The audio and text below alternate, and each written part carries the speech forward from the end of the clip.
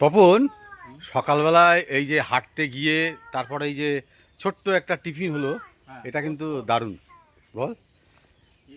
এবং এবং এবং দেখ বাপ্পার বাড়ি যেদিন খেয়েছিলাম ওটাও কিন্তু খুব সুন্দর ছিল। আর আমি তো ভাবছি আমার পাল বৌদিদের ট্রেনিং দেবো, খাওয়া একদম কম, লিমিটেড কম।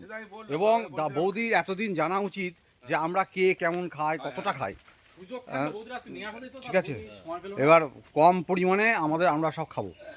বেশি খেয়ে ওই অস্বস্তি সারাদিন ও ভালো লাগে না, আমি তো সহ্য করতেই পারি না।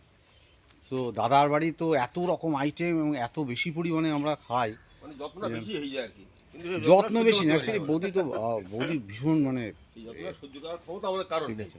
দাদা সেটা প্রোটেস্ট করা উচিত, বৌদির কি দোষ? বৌদির তো আমি দোষ দেবো না, বৌদি ঠিক আছে।